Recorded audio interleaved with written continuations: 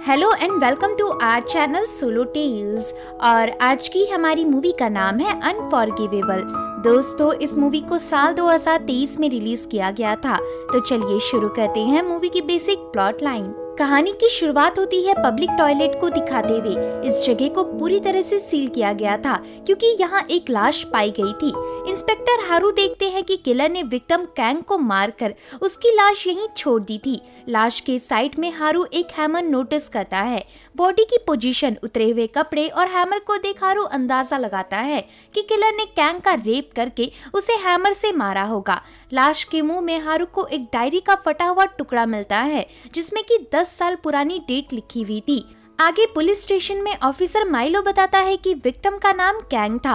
Kang की हाल ही में शादी सूजी नाम की लड़की से हुई थी। कैंग मर्डर के दिन रोज की तरह अपने ऑफिस गया लेकिन रात को वापस लौटकर नहीं आया। लाश की खबर आज सुबह करीबन 4 बजे एक कॉल के द्वारा हमें मिली। ये कॉल किसी अनजान आदमी के द्वारा पब्लिक बूथ से की गई थी और अभी तक उस अनजान आदमी का पता नहीं चल पाया है। साथ ही क्राइम सीन के आसपास वाले सीसीटीवी कैमरा में भी कोई संदिग्ध व्यक्ति कैप्चर नहीं हुआ, जिसका साफ मतलब है कि इस केस से रिलेटेड हमें अभी तक कोई सस्पेक्ट मालूम नहीं पड़ा है। इसके अतिरिक्त कैंग ने कई लोगों से कर्जा ले रखा था, इसलिए शायद मर्डर पैसे से रिलेटेड भी किया जा सकता है। तभी इंचार्ज हैरी हारू को जगाते हैं। हारू बताता है कि हमें विक्टिम कैंग के मुंह से एक कागज का टुकड़ा मिला था जो कि 10 साल पुरानी किसी डायरी का फटा हुआ पन्ना है। सारी रिपोर्ट सुनने के बाद इंचार्ज हैरी माइलो और हारू को टीम बनाकर कैंग के दोस्तों और फैमिली मेंबर से इन्वेस्टिगेशन करने का ऑर्डर देते हैं। इसके बाद हम हारू और माइलो को मिस्टर हान के ऑफिस में देख पाते हैं।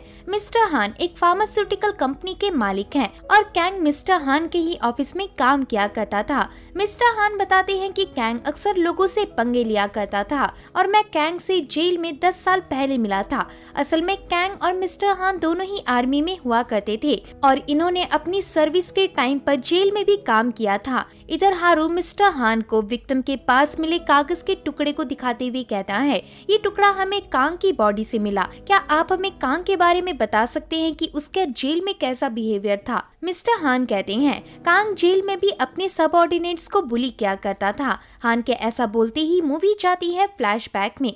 यहाँ हम कांग को देखते हैं। कांग इधर जेल में तैनात ऑफिसर्स माइकल, लुविस, शिन और लूमे को पीट रहा होता है। कांग इधर ऑफिसर माइकल का पुलिस आईडी पूछकर लुविस की तरफ बढ़ता है, लेकिन लुविस के आईडी बताते ही कांग लुविस को जोर का लात मारता है और ये सब होता हुआ देखकर भी जेल का जेलर कुछ नहीं करता। तभी जेल में मिस्टर हान अपनी ज्वाइनिंग के लिए यहाँ आते हैं।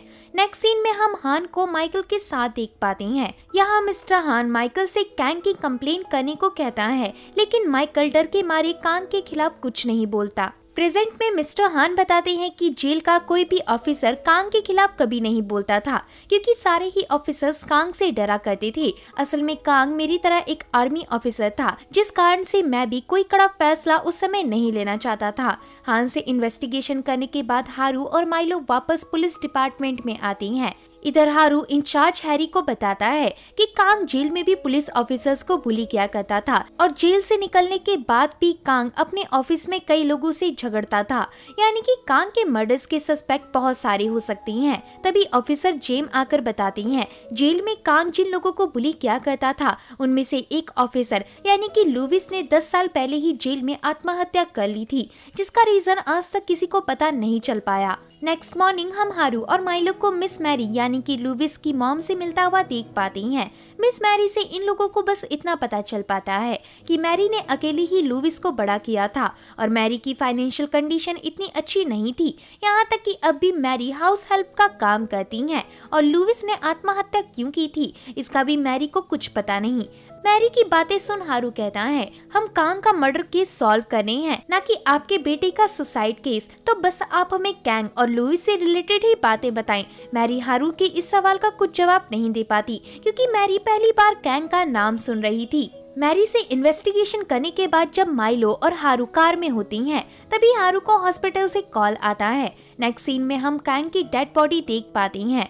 डॉक्टर पुलिस वालों को बताते हैं कि फॉरेंसिक रिपोर्ट आने में थोड़ा टाइम लगेगा, लेकिन कैंग की बॉडी की हालत देख मैं आपको ऊपरी अनुमान बता सकता हूँ, जैसे कि कैंग को किसी 6 फीट के करीब लंबे इंसान ने मारा था। कैंग की बॉडी देख आपको लग रहा होगा कि उसका रेप हुआ है, लेकिन ऐसा नहीं हुआ, बल्कि कैंग के पीछे किसी लंबी सी चीज को डाला गया था और ये सब तब हुआ होगा जब कैंग फुल्ली कॉन्शियस नहीं था, यानी कि कैंग पर एनेस्थीसिया का यूज हुआ था। आगे हम पुलिस ऑफिसर्स की बातों से जान पाते हैं कि कैंग की बॉडी में एनिमल एनेस्थीसिया पाया गया था। नेक्स्ट सीन में हम डॉक्टर माइकल को देखते हैं। जेल से रिटायर्ड होने के बाद माइकल ने जानवरों के डॉक्टर का काम करना शुरू कर दिया था। यहाँ हारू और माइलो माइकल से इन्वेस्टिगेशन करने आए थे। माइकल कैंग के बारे में कुछ भी बताने को इंटरेस्टेड नहीं था, क्योंकि जेल में कैंग माइकल को भी बुली किया करता था। हारू कहता है, हमें विक्टिम कैंग की बॉडी से एनिमल एनेस्थीसिया मिला है और अगर आप हमारे साथ इन्वेस्टिगेशन में कोऑपरेट नहीं करेंगे तो आपको पुलिस सस्पेक्ट मानकर आप पर कार्रवाई करेगी। इसे सुन माइकल कोऑपरेट करने को रेडी हो जाता है। माइकल इन्हें बताता है कि कैंग सड़क में घूम रहे पागल कुत्ते की तरह था, यानी कि कैंग को जो कोई भी मिलता उसे ही बुली करने लग जाता था। इसी कारण से कैंग के जेल में बहुत दुश्मन थे। माइकल के ऐसा बताते ही मूवी जाती है फ्लैशबैक में। यहाँ पर जब जेल में सब नहा रहे होते हैं तब माइकल लुविस के पीठ पर साबुन लगाने में उसकी मदद करने को कहता है, लेकिन ऑफिसर्स की बीच की दोस्ती को देख हान को अच्छा नहीं लगता, इसलिए हान इन दोनों को अलग होने कहता है। तभी इधर कैंग आ जाता है। कैंग को देख मिस्टर हान कैंग को लुविस और माइकल को सबक सिखाने को कहता है। हान की बात मानते हुए कैंग लुविस के पास जाकर उस पर यूरिनेट करने लगता है, जिस कारण लुविस खड़ा हो जाता है। लेकिन तभी कैंग लुविस की तरफ बढ़ते हुए लुविस को सेक्सुअली अब्यूज करने का ट्राई करता है। ये सब देख हान को बहुत मजा आ रहा था, पर माइकल को ये सब अच्छा नहीं लगता, इसलिए माइकल कैंग का विरोध कर लुविस को अपने साथ ले चलता है। इन दोनों के जाते ही हान कैंग को अपने पास बुलाकर एक प्लान बताता है, जिसके बाद रात को हम कैंग को छत पर देख पाते हैं। यहाँ कैंग लुविस और माइकल को नीचे झुकाकर इन्हें पीटे जा रहा था। कैंग खासकर इस जगह लुविस को बहुत मारता है। आगे रात में माइकल लुविस के लिए टी लेकर आता है। इस घटना के बाद से ही माइकल और लुविस की दोस्ती गहरी होने लगती है। प्रेजेंट में हारू माइकल को वही डायरी का टुकड़ा दिखाता है जो हारू को कैंग की डेड बॉडी से मिला था। इसे देख माइकल बताता है कि ये हैंडराइटिंग लुविस की है, क्योंकि मैंने कई बार लुविस को डायरी लिखते हुए देखा था। लुविस उस डायरी को हमेशा अपनी पॉकेट में रखा करता था। पैरेलल में हम मिस्टर हान को देख पाते हैं, जो कि कैंग की फोटो देख रहे थे। यहाँ हमें मिस्टर हान का एक फ्लैशबैक दिखाया जाता है। इस फ्लैशबैक में कैंग मिस्टर हान से कुछ पैसे मांगने आया था, जिससे कि मिस्टर हान देने से मना कर देते हैं। तभी कैंग हान को किम नाम से एड्रेस करता है। किम नाम सुनते ही हान ऐसे डर जाता है मानो कि हान ने कोई भूत देख लिया हो। हान यहाँ कैंग को पैसे देने राजी हो जाता है और किम नाम से एड्रेस करने को उसे मना करता है। प्रेजेंट में हम हान के ऑफिस में सूजी को देखते हैं। यहाँ हान सूजी को बहुत से पैसे देता है ताकि सूजी अपने घर का लोन चुका सके। हान सूजी से कहता है, कैंग मेरे भाई जैसा था, इसलिए मैं तुम्हें ये पैसे दे रहा हूँ ताकि तुम अपना कर्जा चुका सको और अच्छी लाइफ जियो। आगे हान एक बड़े भाई की तरह सूजी की उम्र देखकर सूजी को दोबारा से शादी करने का मशवरा भी देता है। नेक्स्ट सीन में हम हारू और माइलो को कार में देख पाते हैं। माइलो हारू को बताता है कि सामने लुविस की मदर का घर है और हम उन्हीं से इन्वेस्टिगेशन करने आई हैं। आसपास की जगह को देख हारू बाहर आता है। असल में हारू का एक दोस्त पहले इसी लोकेशन में रहा करता था। हम हारू के एक फ्लैशबैक को देख पाते हैं। यहाँ पर हारू सामने से आ रहा होता है। तभी हारू कुछ स्कूल बुलिस के साथ लुविस को देखता है। हारू को देखते ही मार्कस, जो कि हारू का दोस्त था, वो लुविस को अपने कंधों से दबोचकर हारू के पास आता है, जिसके कुछ देर बाद हम लुविस को हारू के घर के बाहर देख पाते हैं। इतना दिखाते ही मूवी वापस से प्रेजेंट में आती है। इधर हारू पहली बार लुविस की फोटो देखता है, जिससे हारू को समझ आता है कि जेल में उसके पुराने दोस्त लुविस ने ही आत्महत्या की थी। आगे हारू और माइलो मिस मैरी के घर में होती हैं। इधर मिस मैरी इन लोगों को लुविस के सामानों को दिखाती है, लेकिन इन सामानों दोनों में कोई भी डायरी मौजूद नहीं थी। साथ ही मिस मैरी को भी डायरी के बारे में कुछ पता नहीं था। जाते समय मिस मैरी हारू से रिक्वेस्ट करती है कि अगर वो डायरी हारू को मिलती है तो उसमें क्या लिखा है इस बारे में उसे इन्फॉर्म जरूर करे। हारू कहता है, मुझे अगर कुछ भी लुविस से रिलेटेड मिलेगा तो मैं आपको जरूर इत्तला करूंगा। बाहर आकर माइलो हारू से कहता है, माइकल को लुविस की डायरी के बारे में पता था। इवन कैंग की बॉडी में जो एनेस्थीसिया पाया गया था वो एनिमल पर यूज होता है, यानी कि माइकल भी कैंग का मर्डर कर सकता है। पैरेलल में हम मिस्टर हान को देख पाते हैं जिनके हाथों में लुविस की डायरी थी। इधर हान इस डायरी को जला देता है। इसके बाद नेक्स्ट डे हम इन्वेस्टिगेशन रूम में हारू के साथ सूजी को देख पाती हैं। यहाँ सूजी से हारू को पता चलता है कि कुछ दिनों पहले ही मिस्टर हान ने सूजी को बहुत से पैसे दिए थे, जो कि हारू को बहुत अजीब लगता है क्योंकि कोई इंसान इतने सारे पैसे बिना किसी फायदे के किसी को क्यों देगा। इस बात का पता करने के लिए पुलिस टीम हान के घर इन्वेस्टिगेशन करने जाती है और यहाँ पुलिस को लुविस की जली हुई डायरी का एक टुकड़ा मिलता है, जिसके बाद हम हान को इन्वेस्टिगेशन रूम में देख पाती हैं। हारू हान को बताता है कि तुम्हारे घर हमें जली हुई एक डायरी का पन्ना मिला और उस डायरी में और किसी की नहीं बल्कि लुविस की ही हैंडराइटिंग थी और हमें कैंग की डेड बॉडी से भी सेम इसी डायरी का पन्ना मिला था, यानी कि तुम ही कैंग के किलर हो। आगे हारू कहता है, कैंग के पास लुविस की डायरी थी और कैंग को तुमने इसलिए मारा क्योंकि कैंग तुम्हें लुविस के मर्डर के लिए ब्लैकमेल कर रहा था और जेल में तुम्हारे कारण ही लुविस ने आत्महत्या की थी। हान कहता है, ये सब गलत है क्योंकि डायरी तो मेरे पास थी ना कि कैंग के पास, और उस डायरी को खुद जेलर ने मुझे दिया था जिसका रीजन मैं खुद भी नहीं जानता। नेक्स्ट सीन में हम हारू को जेल की 10 साल पुरानी विजिटिंग रजिस्टर चेक करते हुए देख पाती हैं। इससे हारू को पता चलता है कि मिस्टर हान अपनी सर्विस खत्म होने के बाद भी कैंग और सैम नाम के बंदे से यहाँ जेल में विजिट करने आती थी और उसी समय लुविस की भी मौत हुई थी। आगे रास्ते में हारू मिस मैरी को चर्च से निकलते हुए देखता है। इसके थोड़ी देर बाद हम मिस मैरी को हारू के साथ देख पाते हैं।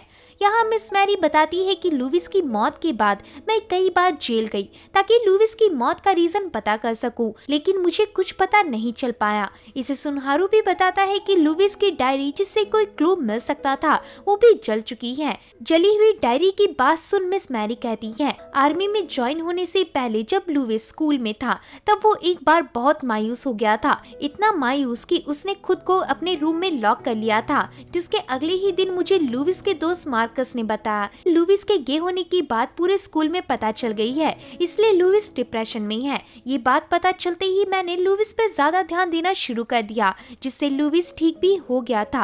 लेकिन जेल में ना जाने ऐसा क्या हुआ कि लुविस वापस से परेशान रहने लगा और उसने आत्महत्या कर ली। मरने से पहले लुविस ने मुझे जेल से कॉल भी किया था ताकि मैं उससे मिलने आ सकूं, लेकिन उस दिन बिजी होने के कारण मैं लुविस से नहीं मिल पाई और अगले ही दिन मुझे लुविस की मौत की खबर मिली। मैरी की बात सुनते ही हारू को डिपार्टमेंट से कॉल आता है, जिसके बाद तुरंत ही हारू ऑफिस में आता है। यहाँ हारू को कैंग के मेडिकल डिटेल से पता चलता है कि कैंग की बॉडी के अंदर हान के बाल मिले हैं और साथ ही में कैंग के पीछे एक जली हुई सिगरेट जिसे कि कैंग ने ही पिया था वो मिला है। तभी माइलो आकर बताता है कि पुलिस को एक पुराने मर्डर केस का पता चला है और उस मर्डर केस में विक्टिम जॉर्ज, जो कि कैंग की सर्विस के दौरान जेल में कैद था, उसके मुंह पर किलर ने स्टेपलर लगाए हुए हैं। इसके अलावा जॉर्ज की बॉडी में हान के बाल और कैंग के इस्तेमाल किए हुए सिगरेट के साथ साथ एक डायरी का फटा हुआ पन्ना मिला है जिसमें कि लुविस की ही हैंडराइटिंग है और ये केस भी अनसॉल्व्ड है और हम हान पर भी शक नहीं कर सकते क्योंकि जॉर्ज के मर्डर के दौरान हान डिटेंशन में था और इसकी अलीबी भी हान के पास है। हारू ये सारी बात सुन अपनी सीट में बैठ जाता है और तभी कहानी जाती है 16 साल पीछे। इस समय हारू और लुविस एक साथ स्कूल में पढ़ा करते थे। यहाँ पर लुविस खाना खा रहा होता है कि तभी मार्कस लुविस के खाने पर फुटबॉल फेंक देता है, जिस पर लुविस मार्कस को कुछ नहीं कहता और उल्टा ऑकवर्ड फील करते हुए हंसने लगता है। लेकिन हारू मार्कस को डांटते हुए लुविस को खुद का स्टैंड लेने कहता है। यहाँ हारू लुविस को समझाता है कि ऐसे ऑकवर्ड सिचुएशन में तुम्हें हंसना नहीं बल्कि सामने वाले का विरोध करना चाहिए। इस घटना के बाद से ही लुविस और हारू में दोस्ती हो जाती है। इन दोनों की दोस्ती भी काफी अच्छी चलती है और इसी दौरान लुविस हारू को डिटेक्टिव बनने के लिए प्रेरित करता है। प्रेजेंट में पुलिस डिपार्टमेंट की हम मीटिंग देख पाते हैं। मीटिंग रिपोर्ट से हमें समझ आता है कि जॉर्ज की बॉडी में भी एनिमल एनेस्थीसिया पाया गया था और कैंग और जॉर्ज को सेम तरह से मारा गया है। लेकिन जॉर्ज के मुंह को सीला गया था। वहीं कैंग की बॉडी में ऐसे ट्रेसेस मिले मानो कैंग का रेप हुआ हो। इसी के साथ साथ दोनों की बॉडी में लुविस की हैंडराइटिंग वाला एक कागज का फटा हुआ टुकड़ा मिला है। पर अजीब बात ये है कि दोनों ही कागज के पन्ने जो कि हमें बॉडी से मिले थे उसका मटेरियल और हान के घर पे मिली डायरी के पेज का मटेरियल अलग है, लेकिन राइटिंग तीनों ही कागज में सेम है। हारू कहता है ये भी तो हो सकता है कि दोनों ही केस का किलर कोई और हो और दूसरा किलर बस पहले किलर की कॉपी कैट हो। हारू की बात सुन एक ऑफिसर कहता है ये भी तो हो सकता है कि मर्डरर हान को फंसाने के लिए ये सब कर रहा है। नेक्स्ट सीन में हम हान को पुलिस कस्टडी से बाहर निकलता देख पाते हैं। मूवी वापस से 10 साल पीछे फ्लैशबैक में जाती है। इधर जेल में हम देख पाते हैं कि हान की सर्विस कल ही खत्म होने वाली थी, इसलिए कैंग मिस्टर हान का बैग पैक कर रहा होता है। लेकिन तभी हान माइकल और लुविस को हंसते हुए नोटिस करता है। इसके थोड़ी ही देर बाद कैंग के लोग माइकल और लुविस को पकड़कर दोनों को किस करने कहते हैं, लेकिन लुविस यहाँ बहुत थक चुका था और लुविस को ये भी समझ आ गया था कि हान के कहने पर ही कैंग इन दोनों को बुली कर रहा है, इसलिए लुविस तंग आकर हान को मारने लगता है। तभी सारे लोग आकर लुविस को पकड़ लेते हैं। यहाँ पर हान को लुविस पर गुस्सा तो बहुत आता है, लेकिन हान लुविस को कुछ नहीं करता।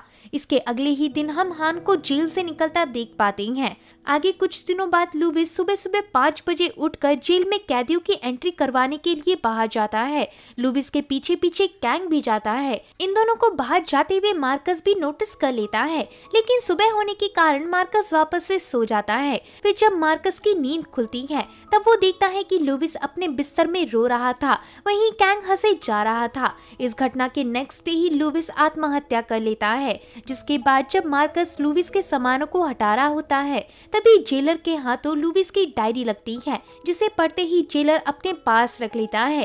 प्रेजेंट में हम देख पाते हैं कि ये सारी बातें माइकल हारू और माइलो को बता रहा था। यहाँ माइलो को शक होता है कि माइकल और लुविस दोनों रिलेशनशिप में थे और लुविस का बदला लेने के लिए ही माइकल ने कैंग को मारा है, लेकिन माइकल कहता है लुविस गे नहीं था और हम दोनों के बीच नॉर्मल तरह की दोस्ती थी।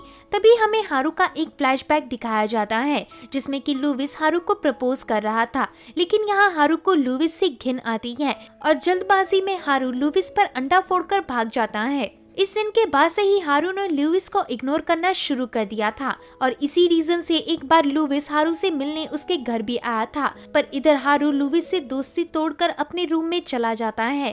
प्रेजेंट में हम हारू और माइलो को कार में बैठकर पुलिस स्टेशन जाता देख पाते हैं। माइलो कार में कहता है हमारे पास हान के खिलाफ कोई पुख्ता सबूत नहीं है।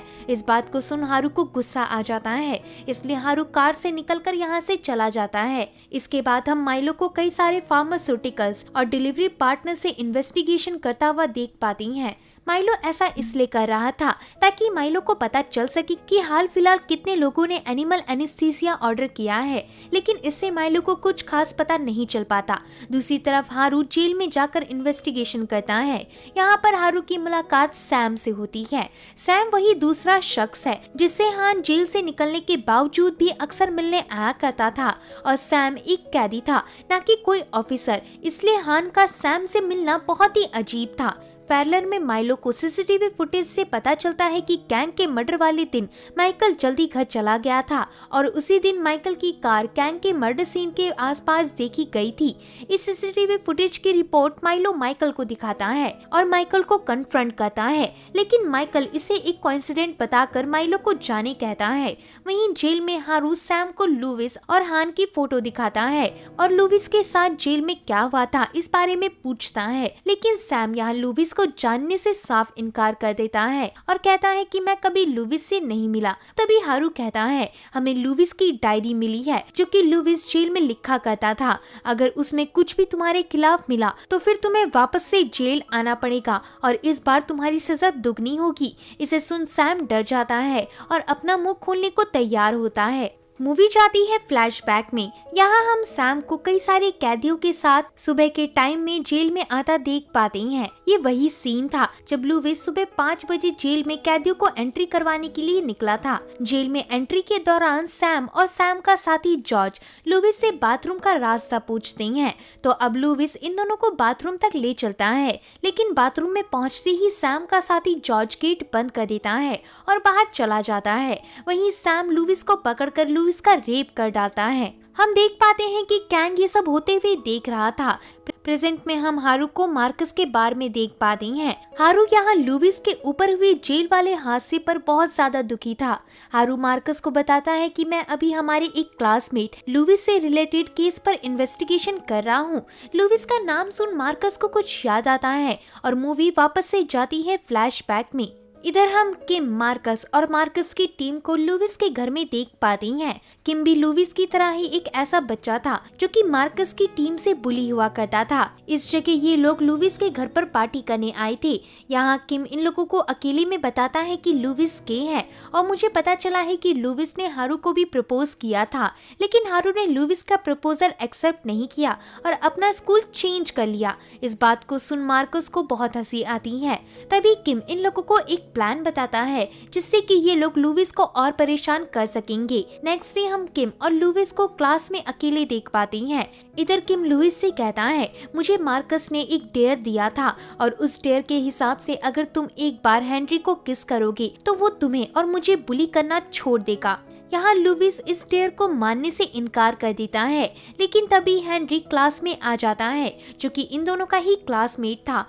किम के प्रेशर में आकर लुविस हेनरी को किस कर देता है, जिसकी वीडियो मार्कस के ग्रुप बना लेते हैं। आगे हम देखते हैं कि लुविस और हेनरी को मार्कस के लोग इस वीडियो के कारण बहुत बुली करते हैं, जिससे तंग आकर हेनरी आत्महत्या कर लेता है। इसके विपरीत लुविस खुद को घर में बंद कर लेता है। अगले ही दिन हेनरी के फ्यूनरल में मार्कस और किम की मुलाकात लुविस की मॉम मिस मैरी से होती है। यहाँ किम मिस मैरी को झूठ बोलते हुए कहता है हेनरी और लुविस एक दूसरे को डेट कर रहे थे और ये खबर पूरे स्कूल में फैल गई थी, जिस कारण हेनरी ने शर्म से आत्महत्या कर ली। प्रेजेंट में मार्कस कहता है, उस दिन के बाद से किम बहुत डोमिनेंट हो गया था और लोगों को बुली करने लगा था, इसलिए हमने किम का साथ छोड़ दिया।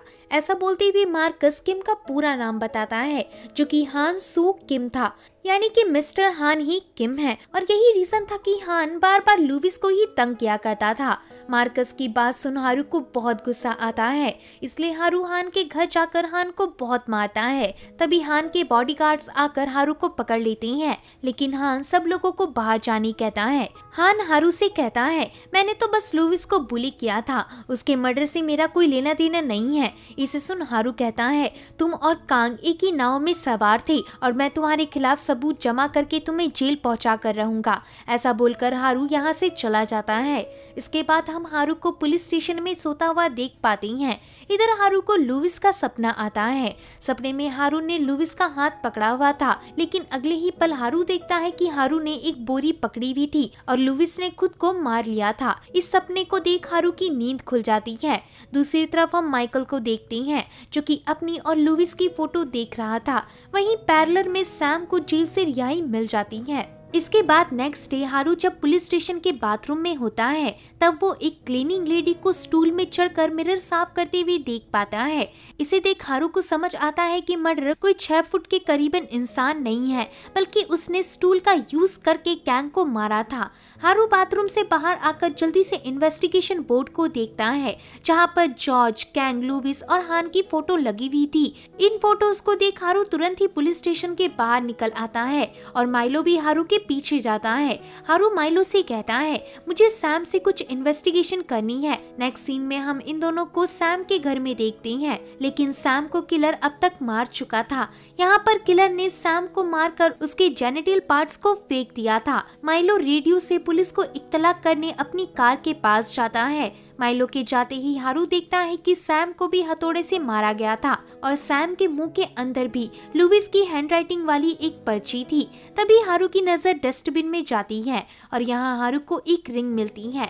हारू को याद आता है कि इस रिंग को हारू ने सूजी यानी कि कैंग की वाइफ के हाथों में देखा था, लेकिन इस रिंग का साइज बड़ा था, यानी कि ये रिंग कैंग की है। रिंग के बारे में हारू माइलो को बताता है। साथ ही में हारू ये भी बताता है कि हमें जॉर्ज की बॉडी के पास कैंग और हान के डीएनए सैंपल्स मिले थे। वहीं कैंग की बॉडी में हमें कैंग के भी और हान के भी डीएनए मिले थे, लेकिन सैम की बॉडी के पास हमें ये रिंग मिली है जो कि कैंग की है। यानी कि मर्डरर बस 4 लोगों से बदला लेना चाहता है, जॉर्ज, कैंग, सैम और हान। इसका मतलब हान की जान खतरे में है।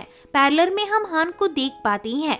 हान की वाइफ नैन्सी मिस मैरी को घर में हाउस हेल्प के लिए अपॉइंट करती है। नैन्सी की बात से हम समझ पाते हैं कि मिस मैरी को पहले भी नैन्सी ने अपॉइंट किया था, और क्योंकि नैन्सी को जरूरी काम से अपनी माँ के घर जाना पड़ रहा है, इसीलिए नैन्सी ने दोबारा मिस मैरी को अपॉइंट किया है। दूसरी तरफ हारू, जो कि हान के घर के लिए निकल चुका था। कार में हारू हान को कॉल मिलाकर बताता है कि किलर का अगला विक्टिम खुद हान है, लेकिन हान उल्टा हारू का मजाक उड़ाने लगता है। पर तभी किलर हान को एनेस्थीसिया से बेहोश कर देता है और हम देख पाते हैं कि किलर और कोई नहीं बल्कि लुविस की मॉम मिस मैरी ही थी। इधर फ्लैशबैक से हमें पता चलता है कि मिस मैरी लुविस की आत्महत्या के बाद जेल में गई थी और जेल में ही कैंग और सैम की बातों से मैरी को हल्का सा अंदाजा लग गया था कि लुविस को जेल में बुली किया जा रहा था। जिसके बाद और जानकारी जुटाने के लिए मैरी माइकल से भी मिली। माइकल ने मिस मैरी से मिलकर उन्हें वो सब बता दिया जो कि माइकल जानता था। माइकल मैरी को यहाँ तक भी बता देता है कि जेलर ने लुविस की डायरी हान को दी थी, क्योंकि उस डायरी में हान के खिलाफ लुविस ने कुछ लिखा था और अगर वो डायरी लोगों को मिल जाती तो जेल की बदनामी होती, इसलिए जेलर ने हान को ही वो डायरी देना बेहतर समझा। मैरी लुविस की डायरी पाने के लिए हान के घर काम करना शुरू कर दी है। काम के दौरान मैरी को लुविस की डायरी मिल जाती है और इसे पढ़कर मैरी को सारी सच्चाई पता चलती है कि जेल में सैम ने जॉर्ज और कैंग के साथ मिलकर लुविस का रेप किया था और इन सब के पीछे हान का हाथ था। मैरी तुरंत ही इस डायरी की फोटो अपने फोन में क्लिक कर लेती है। प्रेजेंट में हम देख पाते हैं कि मैरी लुविस की डायरी की प्रिंट आउट से लुविस की हैंडराइटिंग को ट्रेस कर रही थी। दूसरी तरफ हारू हान के घर ही आ रहा होता है। हान के घर में हम देख पाते हैं कि मैरी ने हान को बांध रखा था। मैरी हान के मुंह में उस पर्ची को डालकर हान के मुंह में टेप लगा देती है, जिसके बाद मैरी हान को नीचे फेंक देती है। यहाँ हान के गर्दन में रस्सी बंधी हुई थी जिससे कि हान की मौत हो जाती है। कुछ देर बाद हारू भी हान के घर पहुंच जाता है, लेकिन हारू को बस हान की डेड बॉडी के अलावा कुछ नहीं मिलता। इससे निराश होकर हारू भी यहाँ से चला जाता है। तभी फ्लैशबैक में हम लुविस को देख पाती हैं, जो कि अपनी डायरी के अंदर जेल में उसके ऊपर हुए टॉर्चर के बारे में लिख रहा था। प्रेजेंट में मैरी इन पन्नों को दोबारा से पढ़ती है। इधर हमें लुविस के कुछ फ्लैशबैक को दिखाए जाते हैं, जिससे हम समझ पाते हैं कि लुविस को स्कूल और जेल दोनों जगह बुली किया गया था, जिस कारण लुविस ने आत्महत्या की। आगे हम ये भी जान पाते हैं कि आज के दिन ही लुविस ने आत्महत्या की थी। पैरेलल में हारू, जो कि अपनी कार में बैठा हुआ था, उसे भी अपने किए का पछतावा होता है। वहीं हान के घर में माइलो को हान की जेब से हारू का कार्ड मिलता है, यानी कि हारू ही मैरी का अगला टारगेट है। वहीं हम मिस मैरी के घर में हारू को देख पाते हैं। यहाँ पर हारू अपनी गलती कन्फेस करने आया था, क्योंकि हारू के कारण ही स्कूल में सबको पता चल गया था कि लुविस गे है। हारू मिस मैरी के सामने लुविस की फोटो से माफी मांगता है। हारू की बात सुन मिस मैरी हारू को एनेस्थीसिया देते हुए कहती है, इसे लगा लो ताकि मैं तुम्हें लुविस के पास भेज सकूं, जिसके बाद तुम उससे ही माफी मांग लेना। हारू की अवस्था को देख हम जान पाते हैं कि हारू अपनी जीने की इच्छा को त्याग चुका था, इसलिए हारू एनेस्थीसिया लगाने के लिए तैयार हो जाता है। लेकिन मिस मैरी एनेस्थीसिया को हारू को नहीं दे पाती, क्योंकि मिस मैरी जानती थी कि हारू ने सब कुछ अनजाने में किया था।